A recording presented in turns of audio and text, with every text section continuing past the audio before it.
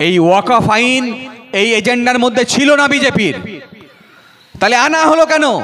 আনা হলো এই কারণে, কারণ বাবরি মসজিদের গল্প শেষ হয়ে গেছে, রাম মন্দির নির্মাণ হয়ে গেছে, 370 ধারা উঠে গেছে, কাশ্মীরের গল্প শেষ হয়ে গেছে। নতুন করে যদি ধর্মের জিকির না করতে হয়, যদি মানুষের মধ্যে বৈষম্য তৈরি করতে না পারি, সব মুসলিম যদি এক জায়গায় জড়ো হয়, হিন্দুদের মধ্যে যদি ক্ষোভ তৈরি করতে না পারি, তাহলে পরের বছর নির্বাচনটা করব কি করে? সবাই তো কাজের দাবি নিয়ে, স্বাস্থ্যের দাবি নিয়ে, শিক্ষার দাবি নিয়ে রাস্তায় নামতে শুরু করবে। আর যদি সেটা রাস্তায় নামতে শুরু করে, আমি তো আর ভোট পাবো না, আমি তো আর ক্ষমতায় থাকতে পারবো না। তাহলে আসল লড়াই হচ্ছে এই ক্ষমতার। একটু আইনের কথা বলছি, একটুখানি আপনারা ক্লান্ত হবেন না। আমি বলছি এই কারণে আপনাদের জানার প্রয়োজন আছে। আমরা রাস্তায় দাঁড়িয়ে নারায়ে তাকবীর বলবো, আমরা নিশ্চয়ই এক জায়গায় জড়ো হব, আমরা প্রতিবাদ করব, কিন্তু জেনে বুঝে করতে হবে। আক্রমণটা অনেক গভীরে আছে। এই যা কিছু দেখছেন, ওয়াকফ আইন থেকে শুরু করে এই কাশ্মীরের সন্ত্রাসী হামলা, এর মধ্যে শুধুমাত্র রাজনীতি আছে। আর তারা সেই রাজনীতি করছে যারা দেশের স্বাধীনতা সংগ্রামে কোনোদিন অংশ নেয়নি। আমাদের এই দেশটা স্বাধীন হয়েছে 200 বছর লড়াইয়ের মধ্যে দিয়ে। আর যদি মুসলিমদের কথা উল্লেখ করতে হয়, যদি আমি ভুল না করি, 1940 সালে যখন এসব দেশভাগের কথা চলছে, 1940 সালে এইরকম এখানে আমি এসেই শুনলাম যে কয়েকটা সংগঠন একসঙ্গে মিলে এই সমাবেশ ডেকেছে। সারা দেশের যতগুলো মুসলিম সংগঠন ছিল তাদেরকে নিয়ে একটা সমাবেশ হয়, একটা কনভেনশন হয়। এই কনভেনশন হয় এই কারণে যে আমার দেশের মুসলিমরা দেশভাগ চায় না চায় না সিদ্ধান্ত নিতে হবে। সেদিন আলাওয়াক্সের নেতৃত্বে ওই দিল্লিতে প্রায় 60-70 হাজার লোক একসঙ্গে সমবেত হয়ে সিদ্ধান্ত নিয়েছিল যে আমরা দেশভাগের পক্ষে নই, মুসলিমস আর এগেইনস্ট পার্টিশন, এইটা সিদ্ধান্ত হয়।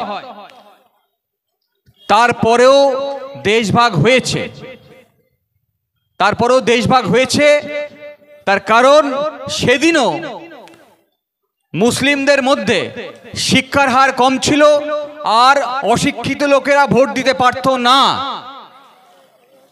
এখন যেমন শিক্ষার কোয়ালিফিকেশন, শিক্ষার যোগ্যতা ভোট দেওয়ার জন্যে বাধা হয়ে দাঁড়ায় না, কিন্তু সে সময় শিক্ষাগত যোগ্যতা একটা নিরিখ ছিল, তার নিরিখে আপনার যোগ্যতা নির্মাণ হতো যে আপনি ভোট দিতে পারবেন কিনা।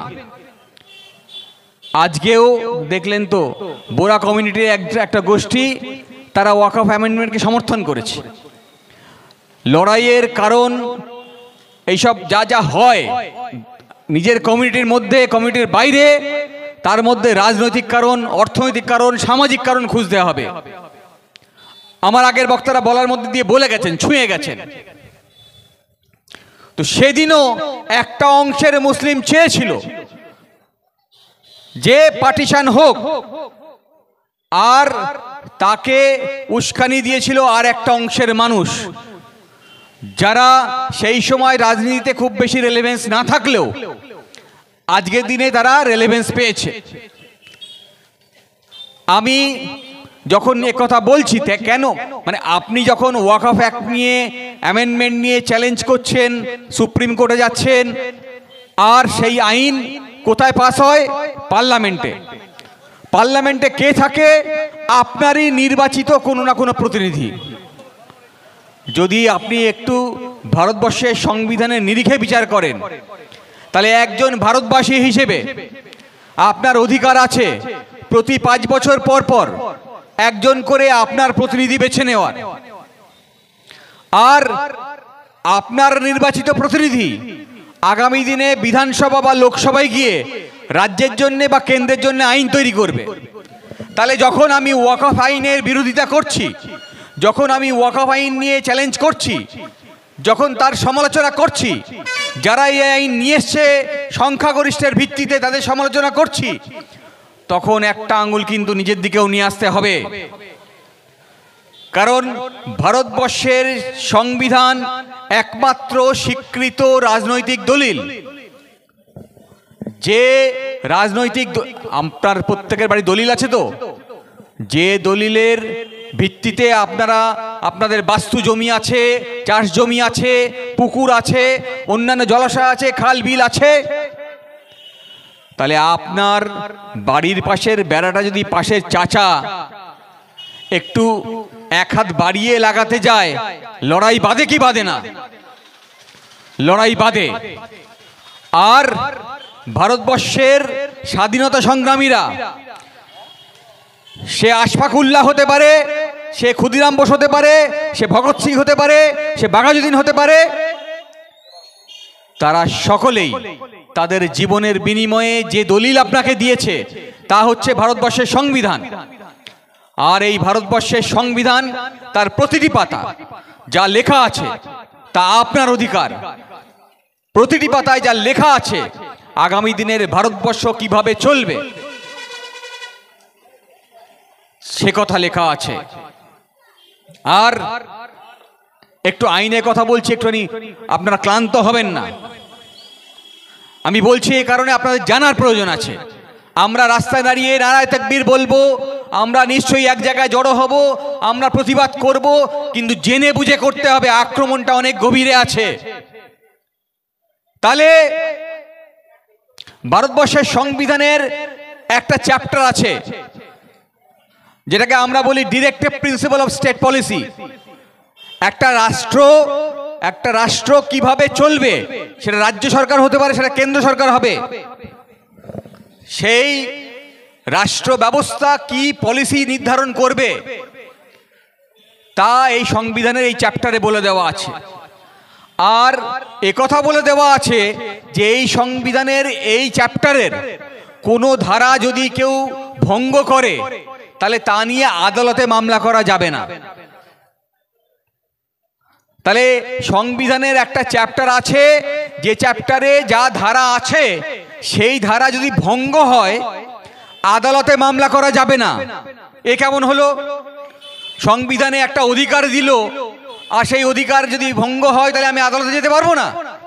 না, পারবেন না। সংবিধান যখন এই অধিকার দিয়ে, এর মধ্যে কি আছে? আছে কাজের অধিকার দিতে হবে, আছে স্বাস্থ্যের অধিকার দিতে হবে, হ্যাঁ, শিক্ষা দিতে হবে। শিক্ষাকে এখন যদিও ফান্ডামেন্টাল রাইটসের চ্যাপ্টারে করে দিয়েছে। এই দেশের যে খনিজ সম্পদ আছে, কয়লা হতে পারে, তেল হতে পারে, আপনাদের এখানে হলদিয়া আছে, তার ব্যবহার কিভাবে হবে বলে দেওয়া আছে। বলা আছে দেশের যে সম্পদ, সে গাছটা হতে পারে, এই পাড়ার যে গাছটা, এই পাড়ার যে গাছটা থেকে শুরু করে মাটির তলায় খনিজ সম্পদ যত আছে, সোনা দানা, কয়লা, তেল, তার সম্পত্তির ব্যবহার এমন হবে যে ভারতবর্ষের মানুষের মধ্যে যে অর্থনৈতিক যে বৈষম্য, কেউ গরিব কেউ বড়লোক, তা আস্তে আস্তে কম হয়ে যাবে। তাহলে ভারতবর্ষের যে সরকারই আসুক তার নীতি এমন হবে যে নীতিতে ভারতবর্ষের মানুষের মধ্যে কাজ পৌঁছাবে, তাদের মধ্যে গরিব কমে যাবে, আস্তে আস্তে তারা বড়লোকের সমতুল্য হতে শুরু করবে।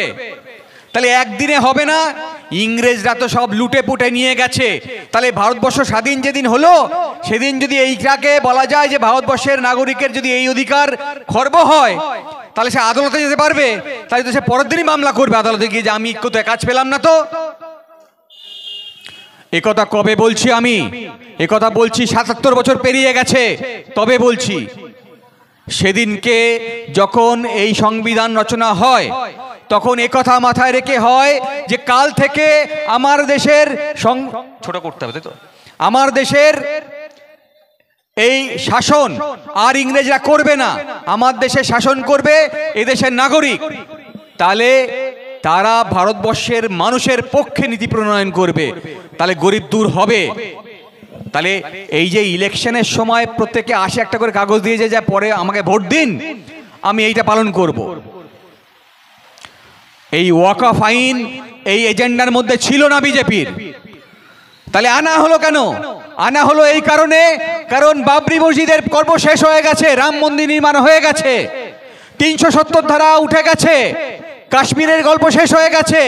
নতুন করে যদি ধর্মের জিকির না করতে হয়, যদি মানুষের মধ্যে বৈষম্য তৈরি করতে না পারি, সব মুসলিম যদি এক জায়গায় জড় হয়, হিন্দুদের মধ্যে যদি ক্ষোভ তৈরি করতে না পারি, তাহলে পরের বছর নির্বাচনটা করব কি করে?